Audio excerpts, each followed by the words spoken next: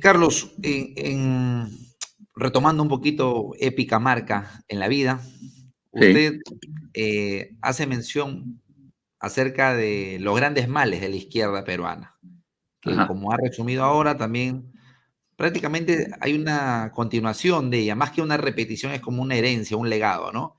Esos problemas son el subjetivismo, el sectarismo, el apriorismo.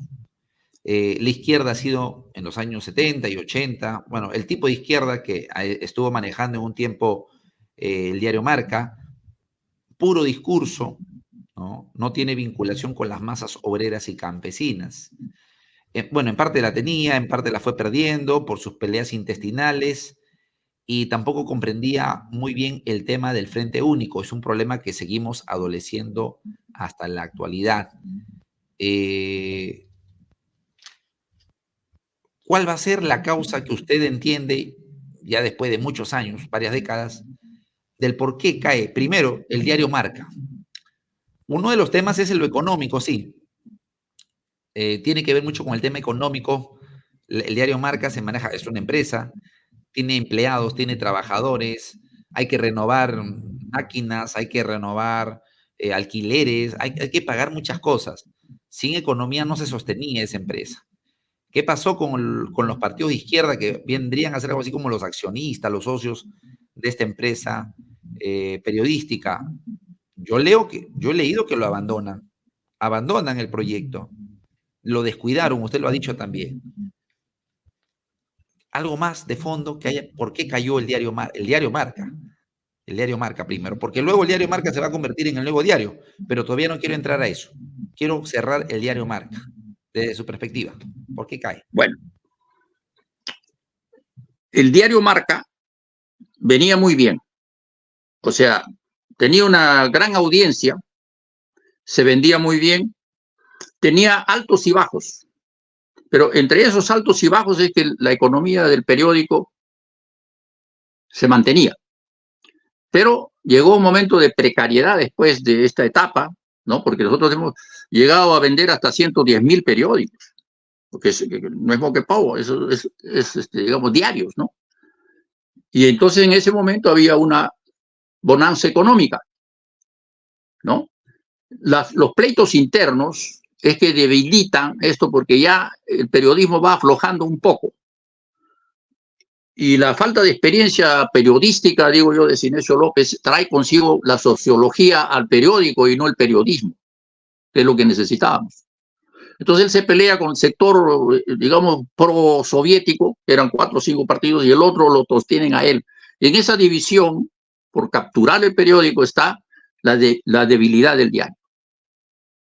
Aquí tenemos que también decir con toda claridad que Guillermo Sonday, que llevó al periódico a los más altos tirajes, porque él duró como 4 o 5 meses nomás, cuando recién se fundó el periódico, ¿no? Lo llevó muy bien.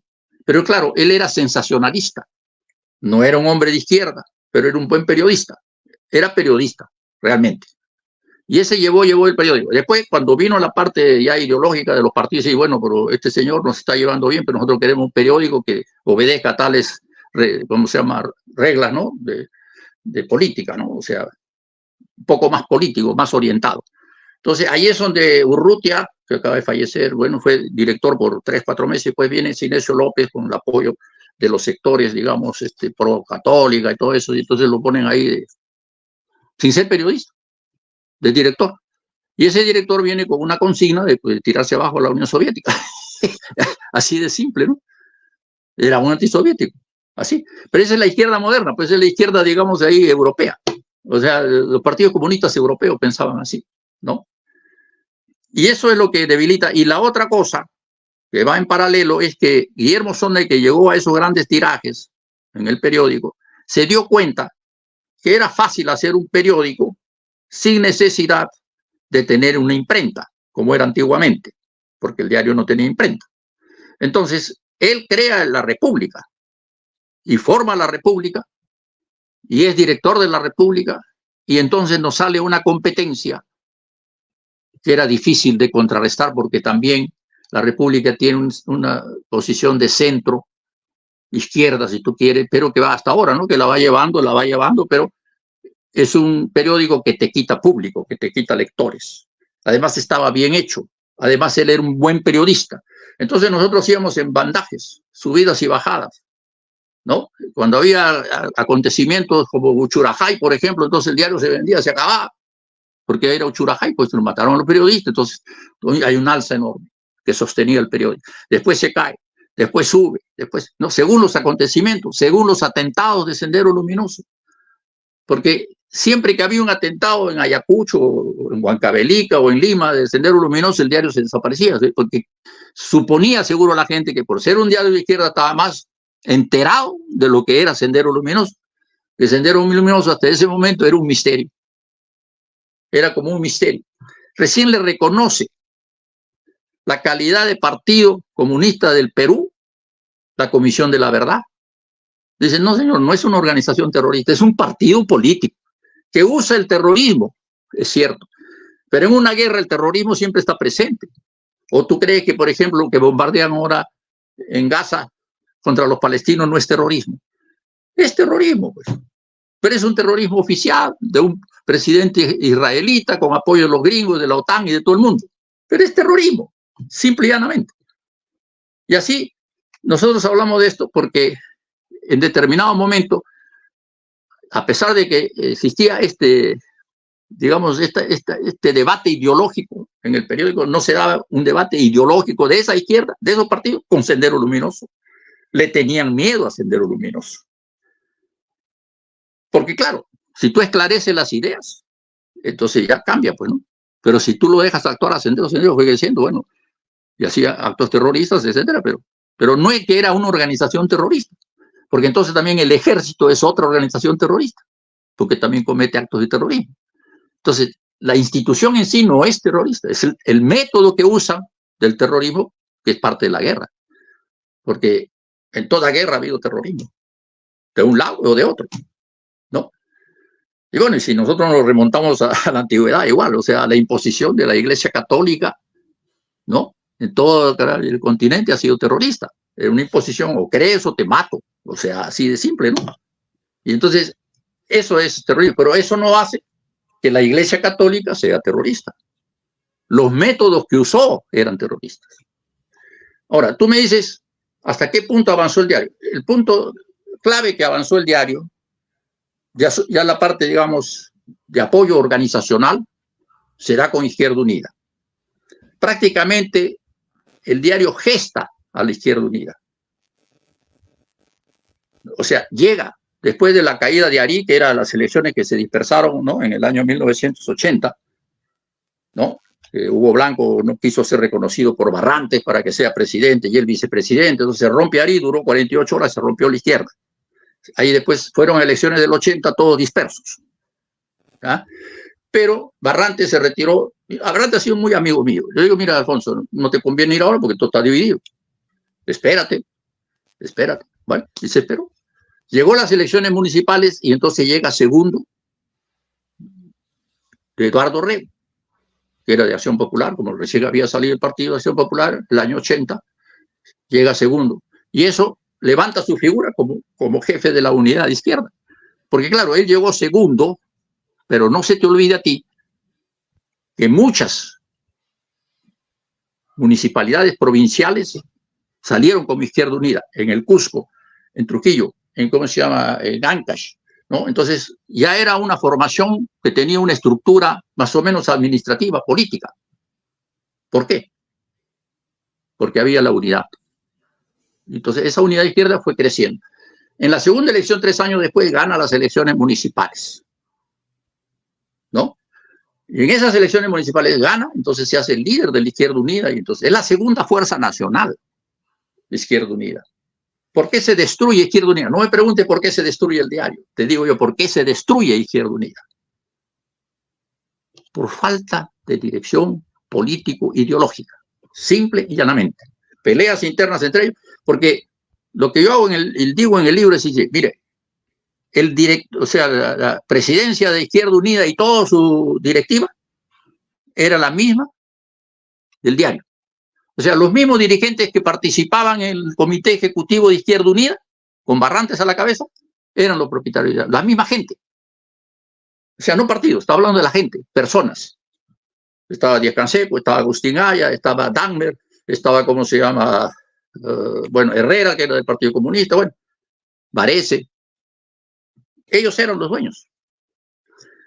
Pero, ¿quién hace fracasar a Izquierda Unida? Otra vez, esa misma gente del diario que yo digo que era antisoviética, pues. ¿Por qué se divide Izquierda Unida? ¿Por qué Barrantes se cree que él es el tren que puede jalar las locomotoras y todo el mundo va a ir atrás de él? Por falta de formación ideológica. Así, ya, simple y llanamente. Porque se acercó demasiado al APRA. Y el APRA estaba desprestigiada cuando ganó Alan García, cuando el loco este que estaba joven, caballo loco, le decían, bueno, qué sé yo. Era íntimo, pues, de Alan. Entonces entraba y salía del palacio, Alfonso. Y ahí, y lo digo en el periódico, porque además es cierto, le mete la idea que él va a apoyar a Barrantes para la presidencia de la República, o sea, el gobierno de Alan García, ¿no? Que lo suceda a él. ¿Por qué? Porque hasta ese momento Izquierda Unida era la segunda fuerza nacional después del APRA, por 2 veces consecutivas. En las elecciones del 83, cuando sale Acción Popular y segundo Barrantes, y en las elecciones del 86, cuando sale primero Barrantes y segundo el APRA. Pasa a ser segunda fuerza nacional, porque claro, a nivel nacional el APRA tenía más, pero en realidad pasa a ser una fuerza importante. Y yo cuando hablo ahí de la capitulación de Alfonso Barrantes, que ha sido mi amigo y que después ya no me escuchaba nunca más, porque cuando hemos sido amigos, y cuando yo le planteaba las cosas que estoy diciéndote ahora, ya no le gustaba, entonces se fue alejando y al final pues ya no nos hablábamos. Así de simple. Pero él tiene la culpa, porque él capitula. Él se rinde frente a Alan García cuando va a la segunda vuelta y no quiere ir. Alan García gana su elección, la primera, con 46.7, casi 47%. No llega al 50%, por tanto tenía que haber segunda vuelta. Nosotros le habíamos apoyado desde el diario a Alfonso Barrantes a todo dar, a toda máquina. Y entonces él llega segundo, pero claro, distante, con un 25%, creo, y el otro tenía 47%. Entonces, nosotros empujamos la segunda vuelta, empujamos, y pues en eso, una semana y media después sale un decreto que el señor renuncia a ir a la segunda vuelta. Ahí quebró a la Izquierda Unida. ¿Por qué? Porque él no iba a ganar, indudablemente. Porque claro, si tenía 47 contra 25, no iba a ganar. Pero ese 25 se iba a convertir por lo menos en 32 o 34%. Y el otro ganaba, pero quedaba como la segunda fuerza nacional del país para seguir para adelante. Pero se descalabró, pues. Por esa metida de pata. Y porque no la consultó ni con el Comité Ejecutivo Nacional. Porque se le ocurrió con su almohada durmiendo, agarrando y mañana renuncia y se fue con Alan García. Así fue. Lamentablemente. ¿Y eso qué significa? Es lo que estamos hablando. Esa falta de formación político-ideológica que es fundamental en cualquier hombre que sea o quiera ser político. Así. Porque uno no es político para ganar dinero. Uno tiene que ser político porque tiene una idea de quiere llevar adelante a su país. Para eso eres político. No para llenarte los bolsillos y hacer tus comechados por ahí, no en tus negocios por lo bajo, los parlamentarios, los ministros. No, para eso no. Para eso no necesitamos gente de izquierda. ¿Para qué? El problema fundamental es cuando tienes formación política y no puedes ceder. Porque ahí se tiene que volver de marxista 100% y dice, todo es, ¿no? Todo es conversable excepto los principios. Todo es negociable excepto los principios. Así de simple. Muy, muy corta la frase, pero es la verdad. Tú puedes negociar todo esto, pues, pero los principios están por delante. Y eso es lo que ocurrió en el Parlamento cuando votan contra Castillo. No hubo principios. Porque lo más decente hubiera sido abstenerse.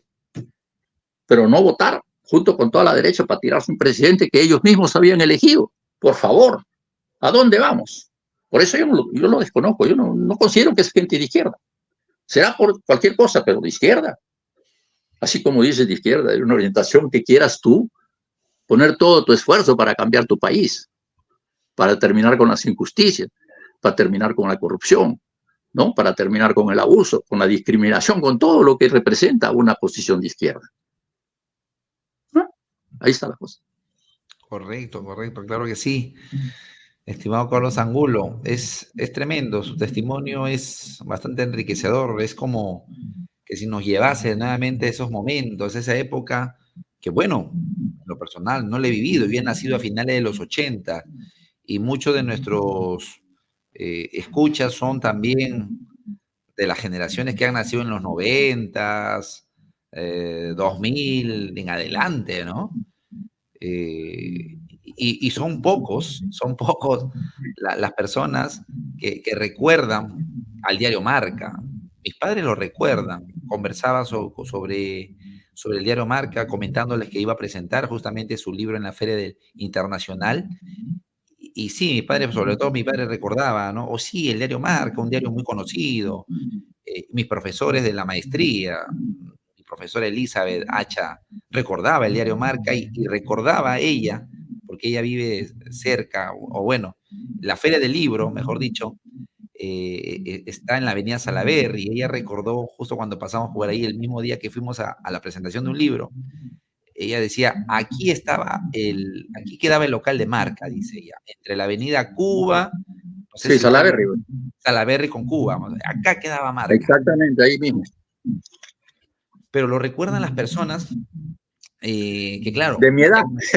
claro, que han nacido en los años 60 o tal vez en los 50, que han nacido en los 70, que han nacido, bueno, los que han nacido en los 80 ya no tanto, ¿no? O sea, ya, ahí ya no lo recuerdan ellos, lo de los 90 peor y en adelante menos, pero es necesario hacer esta historia, o sea, si usted la escribió y por ahí de repente hubo algunas, no sé, siempre hay opiniones que van a decir, no, no es momento, eso ya pasó, ya fue, vas a revivir viejos muertos, ¿no? O vas a excavar muertos, vas a excavar tumbas.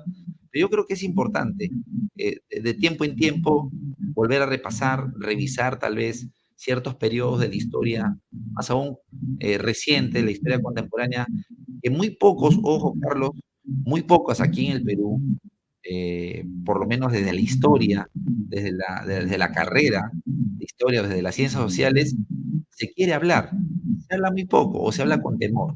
Y es entendible, porque aquí en el Perú hay toda una lógica de perseguir políticamente, hasta incluso las ideas críticas.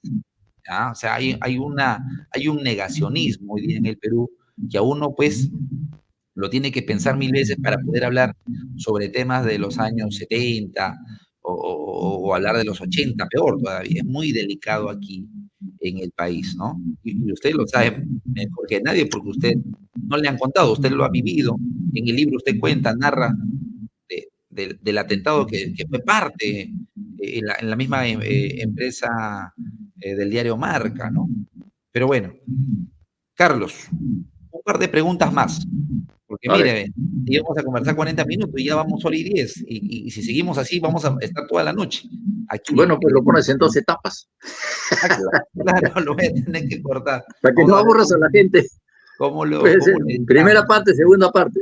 Sí, sí, pero yo creo que, bueno, es tan fluido que no creo que aburra. Al contrario, van a pedir más. Yo creo que van a pedir una segunda parte, pero de 2 horas más, ¿no? Pero bueno, eh, cerramos el diario Marca entonces, y creo que la explicación ya lo dio, político-ideológico, más allá de lo económico, que también es importante, pero la crisis del diario Marca es la expresión de la crisis de la izquierda unida, es la crisis o la implosión que sufrió la izquierda unida ante este liderazgo, entiendo yo, esta es mi interpretación, tal vez estoy siendo un poco exagerado, pero este liderazgo entre oportunista y un liderazgo de papel por parte del señor Alfonso Barrantes, que dicho sea de paso, por ahí ciertas izquierdas, ciertas corrientes lo levantan pues como el ídolo, el ícono de la izquierda ochentera.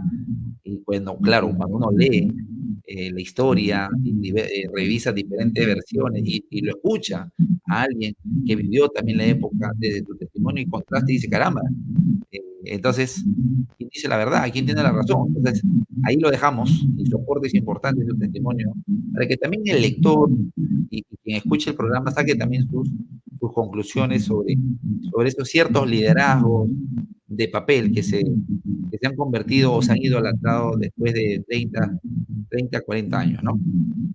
Carlos, el Nuevo Diario. Usted en el Nuevo Diario ya del año 1986 ya es director del Nuevo Diario. Pero el Nuevo Diario ¿es la continuación o es el relanzamiento, para ser más específicos, de lo que fue, de lo que intentó ser el diario Marca? Porque ya en el Nuevo Diario no es que esté ya el Comité Ejecutivo Nacional de la Izquierda Unida, propiamente dicho, o sea, ya es otro momento, el Nuevo Diario. Y la misma Mira, palabra nuevo, ¿no? Que se emplea. Mira, yo tengo una explicación. Yo no soy el director del Nuevo Diario, yo soy el director del diario Marca. Y durante toda la campaña electoral del año 1985, yo era el director del diario Marca. Quien hace la campaña de Alfonso Barrante para la presidencia de la República contra Alan García, yo era el director del diario Marca de la avenida Salaverry. ¿Ok? Pero cuando Alfonso, sin consultar a nadie, se retira de la contienda electoral y le cede la presidencia a Alan García, sin ir a la segunda vuelta, entonces yo le saco 3 editoriales y le digo que eso es una capitulación. No por romper la Izquierda Unida, sino por decir que eso está mal. Entonces, como ellos siempre han tenido la hegemonía, digamos, de alguna manera poner el director, no les gustó que yo al presidente de la Izquierda Unida le diga usted disculpa la palabra, la fregó, ¿no? Entonces ahí empieza una corriente y me asaltan el banco, la asaltan el periódico. Con un grupo pequeño de trabajadores, como 15 o 20 que estaban pro Izquierda Unida, contra todos los demás. Nosotros éramos 123 trabajadores, entre periodistas y ¿cómo se llama? Gráficos y gente administrativa, etcétera. O sea, era una empresa pequeña, era 123 trabajadores. Entonces asaltan el periódico y se quedan ahí y no pueden hacer nada. Lo ponen a Juan Gargurevich para ser director, hace 2 números y ahí quedan porque no sabían ni cómo se hacía el periódico. Es la verdad. Es ahí donde nosotros nos reestructuramos. Entonces yo quedé sin periódico en la calle, ¿no? Pero entonces hay gente de los sindicatos que me busca para rehacer el periódico, sacar adelante el periódico. Entonces hay una primera etapa donde vamos a construir el periódico ahí en la avenida Petituar, ¿no? Que se alquila un local y se hace el periódico, ahí sale como 6, 7 meses y también lo cierran porque ya no estaban de acuerdo, porque yo estaba en ese momento cerradamente contra el APRA, cerradamente contra el señor Alan García. Ya había cometido los crímenes de Acomarca, ya había dicho que la barbarie no se combate con la barbarie, y a los 20 días estaba matando 69 campesinos ahí con Telpo Hurtado, ese subteniente. Y entonces, ¿qué cosa podías esperar de ese gobierno? Era un gobierno facho, como lo que siempre fue el APRA, ¿no? Entonces no podía sacar peras al olmo con un gobierno aprista. Pero había gente que creía todavía que este era un hombre que iba a recuperar el aprismo auroral de la época de Haya, cuando el año 31 se formó el partido, el año 24 y el 31 compitió contra Sánchez Cerro. Bueno, creían eso, creían así. Y bueno, y Alan García lo que era, pues ya saben todos, ¿no? Un bribón, un sinvergüenza, que jamás en la vida iba a ser un revolucionario, ¿no? Y bueno, y ahí entonces cierran de nuevo y de ahí nace el Nuevo Diario, porque hay un sector que sigue apoyando y nos vamos ahí a Pueblo Libre y sacamos el Nuevo Diario.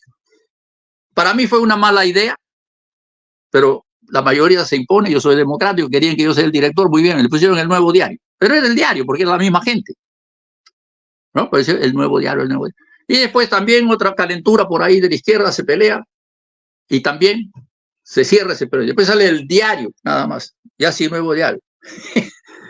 Y ese es el último que yo dirijo hasta que vengo acá al Canadá. Ahora, después vino Luis Arce y vino la chica de Talavera, porque creo que ya ellos estaban muy inclinados a Sendero Luminoso. A mí, desde que estaba ya en el Nuevo Diario, me acusaron que yo era un prosenderista completo, que me faltaba solamente la inscripción a partir del Sendero, ¿me entiendes? Entonces, claro, ¿por qué? ¿Por qué era senderista? Porque le estaba diciendo al señor Alan García que era un criminal. ¿Por qué? Porque él ejecutó a la gente, ¿cómo se llama? En los penales de Lima. Ahí, cuando yo era el Nuevo Diario, ahí es justamente cuando hemos transmitido todo lo que ocurrió durante la matanza que hubo en los penales de Lima. Ya no era el diario, el Nuevo Diario, bueno, el Nuevo Diario entre comillas, pero era lo mismo, era el diario, ¿no? Y de ahí también, después viene otra discrepancia. Entonces, total, al final, nosotros ya nos organizamos solamente como empresa de trabajadores y se formó el diario. Y ahí es el final, hasta que yo vine para acá, bueno, me pusieron la bomba, casi me matan, etcétera. Bueno, pero esa es más o menos la historia, ¿no? Ahora, tú a veces me preguntas, dice, ¿por qué se divide tanto la izquierda? Es que hay muchos intereses y la falta de formación política e ideológica. Pero estos intereses que existen persisten. Lo más inteligente que ha tenido el imperialismo estadounidense y europeo es formar las organizaciones civiles, la sociedad civil. Es lo más inteligente, porque con esa sociedad civil, dando plata para proyectos, entre comillas, se han comprado a toda la intelectualidad de la izquierda internacional. Se han comprado a todos los trabajadores que son progresistas. Eso es la misión de esa sociedad civil, entre comillas, que defienden tanto, porque reciben dinero. ¿Y quién da el dinero? Lo da pues el señor Soros de los Estados Unidos, o lo da la USAID de los Estados Unidos, o lo da la Comunidad Europea, etcétera. Y eso es, digamos, lo que ha ocurrido. Y que también ocurrió un poco en el diario porque ya había ciertas formas, digamos, de defender a ese Wałęsa para irse en contra de la noche. Ellos querían la caída del muro de Berlín, punto. Y eso no es una posición de izquierda. Yo puedo discrepar de la Unión Soviética, pero no puedo irme contra la Unión Soviética y ponerme al servicio de la Casa Blanca. ¿Me entiendes? Y eso es lo que ocurrió. Y eso es lo que ocurre ahora. ¿Cuántas ONGs existen en el Perú? ¿Cuántas en el Ecuador? ¿Cuántas en Bolivia? ¿Cuántas en Argentina? ¿Cuántas en Brasil? Está infestado. Y esas organizaciones que dicen que son la sociedad civil, pues simplemente están financiados por organismos que tienen intereses en nuestros países. Y que esta gente se porta de acuerdo a esos intereses, porque están viviendo de eso, eso es su empleo. Es lo peor que ha ocurrido, que esa sociedad civil sea precisamente financiado por los dos más grandes imperialismos del mundo, el europeo y el estadounidense. Eso es lo que ocurre. Y eso es lo que los hace pelear también. Claro ¿Así? que sí. No es casual, no es casual. Es la nueva política de los últimos años, ¿no? La nueva política dentro de la globalización y del Claro, arremetimiento es una del política, eso no imperialismo. es casualidad, es una política para contrarrestar precisamente movimientos radicales, que viene eso desde la época de la Revolución Cubana. O sea, ellos, ¿por qué no perdonan a Cuba? Porque Cuba es un país insignificante, es un país de 11 millones de habitantes, un país que desde el punto de vista económico no representa nada. Pero ¿por qué no lo perdona Estados Unidos? ¿Por qué lo tiene bloqueado 60 años? Porque es el mal ejemplo para Latinoamérica. Claro, ¿Y por qué lo han bloqueado al señor Chávez desde el principio y hasta ahora? A la revolución bolivariana por lo mismo. ¿Y qué es lo que quieren? Claro, siquiera Venezuela es un país rico, lo que quieren es el petróleo. Tiene petróleo, oro y magnesio, es lo que quiere de Venezuela. Se lo han cortado, trabaja con los chinos, trabaja con los rusos y se acabó. Pero ¿cómo lo han bloqueado? Tiene más de 100 y pico, no creo que eran 1000 sanciones económicas Venezuela, que no puede comerciar con nadie, excepto con los indios, con los chinos, con los iraníes, con eso, pero con nadie más. Y así es como ahogan la economía de un país. Y después le dicen que Maduro es un incompetente, que Maduro es así, y que Maduro es un dictador, y que Maduro es así, bueno, en la prensa, ¿no? Pero si a ti te cierran todos los puertos y te ponen prácticamente un embargo, ¿qué puedes hacer como un país? Defenderte. Y es lo que están haciendo los bolivarianos, defendiendo. Felizmente ahora tienen ya apoyo de Rusia y de, ¿cómo se llama?, de China, Irán, que son más distantes. Y ahora inclusive Estados Unidos está cediendo porque necesita el petróleo. Dijeron que venga el petróleo, sí. No aceptamos a Maduro, pero el petróleo sí. Así es la cosa, amigo. Muy bien, Carlos. La última pregunta, Carlos, para cerrar. Y esta pregunta viene directamente desde mis estudiantes, de mis alumnos. Yo me dedico a la docencia de la historia aquí en el país, en Lima. Y mis alumnos me dijeron, me sugirieron, le comenté que te iba a entrevistar. Ya de profesor de historia, ¿no?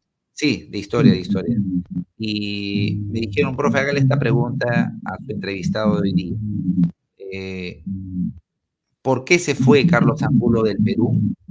el año 87, tengo registrado aquí. Viajas en noviembre del 87. Manuel Góngora también en la presentación de la FIL también lo comentó, recordó muchos pasajes de ese momento. Y esta pregunta de por qué se fue Carlos Angulo del Perú también viene acompañado de ¿y por qué no volvió? ¿Por qué no regresó después de todo lo que pasó ya de la dictadura? ¿Qué pasó? ¿Qué lo llevó allá a no regresar, volver al Perú? Carlos, para cerrar esa parte. Mira, yo salgo del Perú invitado a una conferencia internacional sobre los derechos humanos en Latinoamérica que se iba a realizar acá en Toronto. ¿Ok? Y después, conferencias en la Universidad de Nueva York sobre lo mismo, conferencias en la Universidad de Berkeley, en San Francisco, en Los Ángeles, en San Diego, más o menos la gira, era una gira. Ahora, ¿por qué me invitan? Yo creo que la invitación fue producto de ese atentado, digamos, criminal contra mi persona, que, bueno, fallecieron los que querían perpetrar el atentado, que eran dos apristas del Ministerio del Interior y uno que queda vivo, que hasta ahora vive, creo, el Chito Díaz, no sé cómo, Ríos, y que yo no tenía un partido político, yo no tenía una organización que me pueda defender, yo no tenía guardaespaldas, yo lo que tenía era un cúmulo de amenazas y ataques de ser un senderista que estaba jodiendo al país. Eso es lo que era, ¿no? Con un periódico. Y entonces, bueno, viene la bomba, todo eso, y ahí inclusive vino la prensa internacional a entrevistarme, digamos, de la televisión italiana y uno de Estados Unidos, ¿no? El propio New York Times, es decir, hablar del atentado. Pero ahí me di cuenta también de que yo tengo familia. Mi esposa, mis hijos, entonces yo tengo la familia que era amenazada constantemente por agentes del APRA, porque todo era contra el APRA, porque a mí la guerra que me declara el APRA es acusándome de senderista y todo eso, porque yo le dije que eso que había cometido el señor Alan García era un genocidio en los penales, que había matado 300 presos desarmados y que les había tirado el edificio abajo, sobre todo en el frontón, y que además a los del Lurigancho los aniquiló uno por uno con un tiro a la cabeza. Esa es la historia. Pero eso, la Comisión de la Verdad inclusive no ha investigado bien y los acusó a Alan García como un genocida. Se murieron de miedo. Pero ¿eso es un genocidio o no? Ese simplemente. Bueno, como yo estaba machacando, viene la bomba. Primero quisieron sobornarme y después viene la bomba. Y bueno, de ahí salen las invitaciones. Y de ahí vengo acá y comienzo a hacer las disertaciones y veo que yo pensaba, de todas maneras, ahí se va a producir un golpe militar. Yo no creo que esta sociedad peruana va a cambiar. Yo no tengo partido político. No soy de familias ricas. Así como me han quemado ya prácticamente, nadie me va a dar trabajo. Entonces, ¿qué me quedaba? Salir del país. Y es por eso que me quedo en Canadá después de la gira. Y bueno, hasta aquí he seguido trabajando. El exilio no es fácil. El exilio es muy difícil. Yo me encontraba acá con compañeros chilenos de la época de Salvador Allende, que inclusive habían sido hasta viceministros, ministros, que al final estaban de mozos de restaurante, en los restaurantes de Toronto, para ganarse la vida. O sea, bajar de una calidad de vida, digamos, de clase media más o menos alta, acomodada, bajar a cero. Y así es el exilio. No es que tú saliste allí como un hombre rico, que te vas a pasear, no. Acá, para decir, bueno, los primeros años. Después ya pude construir un poco una pequeña empresa y ahí estuve batallando hasta que mis hijos crecieron. Tengo una hija que es profesora de la Universidad de Texas, ¿no? Y justamente el tema que ella analiza es el tema de la inmigración esta mexicana hacia los Estados Unidos. Y la han invitado en varias conferencias y todo. Bueno, o sea, he logrado a mis hijos, lo importante, porque ya yo creo que ellos me tenían sentenciado a morir. Y no se te olvide a ti que a los 2,5 meses que ocurrió mi exilio, le dieron muerte a un abogado que era el abogado, creo, de Abimael Guzmán, al doctor Febres, lo asesinaron y lo tiraron en la herradura, en la túnel ahí y lo mataron. Pero ese es el grupo Colina. Entonces yo estaba, digamos, en ascuas de poder morir en cualquier momento. Bueno, en ese momento no se llamaba Colina, pero era lo mismo. Era el grupo Rodrigo Franco, porque Colina viene ya con el Fujimori, ¿no? Pero es la misma gente, el mismo grupo de inteligencia que tenía que exterminar, digamos, senderistas o prosenderistas o bajarse a los dirigentes sindicales. O sea, era un grupo de élite, un grupo terrorista que ejecutaba gente. Entonces, eso ya, por defensa de mi familia, me quedé aquí. Pero nunca he perdido la fe. Me he dedicado a estudiar, a escribir. Y bueno, no sé si regresaré al Perú algún día, pero la verdad es que yo extraño, ¿no?, la patria, pero a veces digo, ¿qué cosa puedo hacer? Visitar a mi familia, nada más. Pero a ellos los veo también así como te estoy viendo ahorita a ti, ¿no? Conversamos semanalmente, ¿no? No sé, vamos a ver.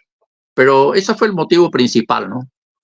Ya llegó un momento en que yo no tenía asidero para continuar, porque después la bomba, pues, era peor, cada vez peor, cada vez peor. O sea, la persecución política que se desató, ¿no? Ahora, quienes me reemplazaron, yo creo que se habían infiltrado otra vez, no sé, pero ya se volvió más prosenderista, yo creo, el periódico, porque ya no estaban haciendo periodismo, sino aquí me llegaron algunas copias del periódico, donde ya no es la otra parte así negativa y extrema, ¿no? Es decir, ya no es, entonces comenzaron a publicar en el periódico reseñas, no reseñas, sino artículos, ¿no?, firmados por Mao Zedong, firmado por Lenin, firmado por Stalin. Entonces ya era un periódico medio panfletario, pues pienso yo, ya no era el periódico de noticias, ¿no?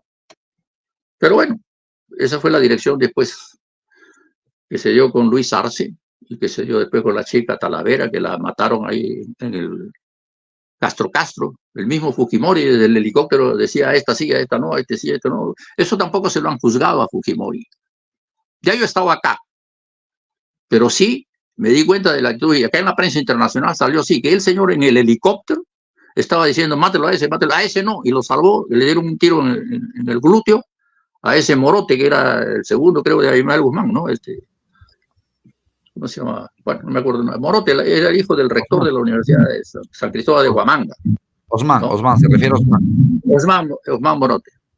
Yo conocí al papá que fue rector, porque mi primera parte, digamos, de participación política estudiantil fue cuando fui delegado para el Congreso de la Federación de Estudiantes del Perú, que fue en San Cristóbal de Huamanga, ¿no? Efraín. Ahí lo cuento en el periódico, aquí en el libro. Claro, la de Efraín Morote. Precisamente en ese momento, fíjate, estoy hablando del año 64.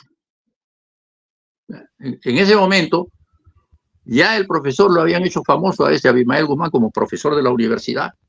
Y el discurso de orden de ese congreso lo dio él, jovencito todavía, tendría sus 34, 35 años. Cejón, él ahí va, bueno, con sus tonterías. Entonces ahí se armó la batahola, porque entonces los comunistas de Patria Roja y los comunistas del Partido Comunista se fueron contra él y se armó todo un barullo ahí, ya lío entre comunistas, entre el Partido Comunista, ¿no? Y ahí terminaba su periodo de presidente de la Federación de Estudiantes del Perú, Walter Palacio, que hasta ahora vive, Walter, gran, que era dirigente del MIR de la Puente Uceda, ¿no? Claro, del MIR histórico. Claro, del MIR histórico. Y después de eso, entró, ahí lo eligieron a Gustavo Espinosa. Entonces, presidente de la Federación de Estudiantes del Perú salió Gustavo Espinosa en ese congreso del 64. Pues entonces de ahí ya me comencé a imbuir más en la parte teórica y político-ideológica, ¿no? Y me fui formando. Porque yo desde el colegio pues era un pequeño burgués pues completo, ¿no? Por eso terminé, tenía, como te digo, ese sentimiento izquierdista, por eso terminé con el partido de Belaunde, la segunda vez que se lanzaba, el 63, y después que traicionó ya el 65 me alejé completamente, ¿no? Como Ricardo Lex, por ejemplo, que también era de Acción Popular.